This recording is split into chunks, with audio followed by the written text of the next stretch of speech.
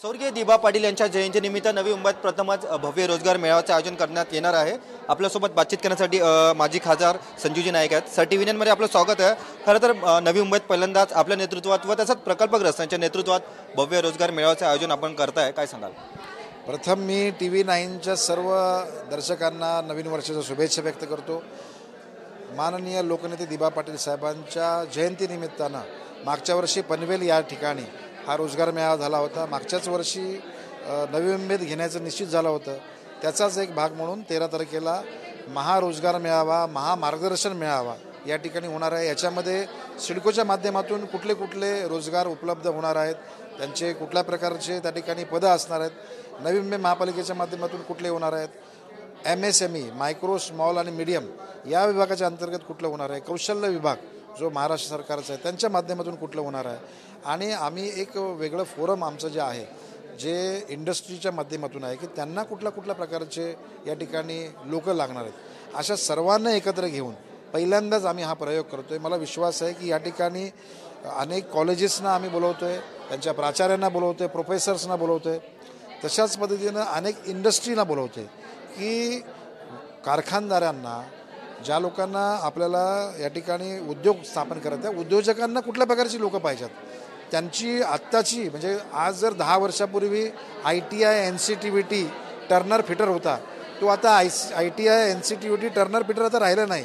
त्याचं काम आता नवीन आधुनिक तंत्रज्ञानाने घेतं, ज्याला आपण आर्टिफिशियल इंटेलिजन्स म्हणतो। तर या संदर्भातले कुठल्या पद्धतीचं लोकांनी शिक्षण घेतलं पाहिजे, जेणेकरून त्या पद्धतीचे लोक निर्माण होतील। अशा संदर्भातले वेगवेगळे चर्चासत्र याच्यामध्ये आम्ही अंतर्भूत केलेलं आहे। मला विश्वास आहे की या दिबा पाटील साहेबांच्या जयंतीनिमित्तानं मोठ्या प्रमाणामध्ये लोकांना मार्गदर्शन होईल, प्रशिक्षण कसं होईल तेही होईल, आणि कशा पद्धतीचे आपण शिक्षण घेतलं पाहिजे याचंसुद्धा मार्गदर्शन होणार आहे। नवी मुंबईत आंतरराष्ट्रीय दर्जाचं विमानतळ देखील बनत आहे व तसेच अनेक प्रकल्प आता नवी मुंबईत येत आहे। त्या अनुषंगाने काही नोकऱ्या वगैरे मिळते नवी मुंबईकरांना? निश्चितपणे आज आंतरराष्ट्रीय विमानतळाच्या बाजूला हॉटेल्स येणार आहेत, सर्व्हिस इंडस्ट्री होणार आहे, इम्पोर्ट एक्सपोर्ट विभाग येणार आहे, जेम्स अँड ज्वेलरी पार्क येणार आहे, डेटा सेंटरचं मोठं झोन येणार आहे।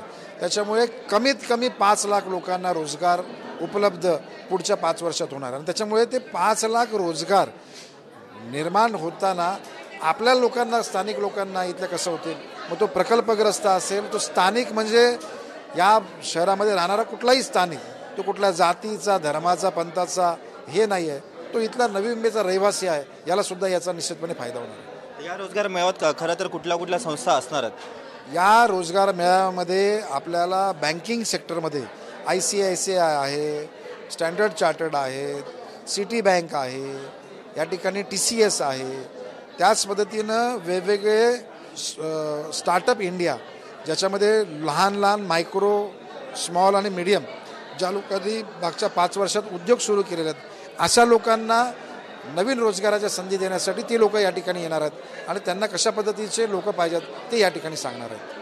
धन्यवाद। आपण पाहू शकतो की आम्ही सर्वांना रोजगार कसा उपलब्ध करून देईल यासाठी आम्ही सातत्याने प्रयत्न करत आहोत आणि या रोजगार मेळाव्यातनं आम्ही हा देखील साध्य करण्याचा प्रयत्न करत आहोत, अशी प्रतिक्रिया माजी खासदार संजीव नाईक यांनी व्यक्त केलेली आहे।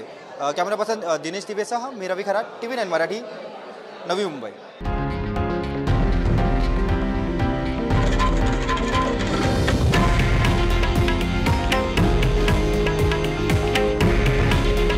हे आहे देशातील नंबर 1 न्यूज नेटवर्क आणि आपण पाहत आहात TV9 मराठी। काळजी तुमची, हित महाराष्ट्राचं।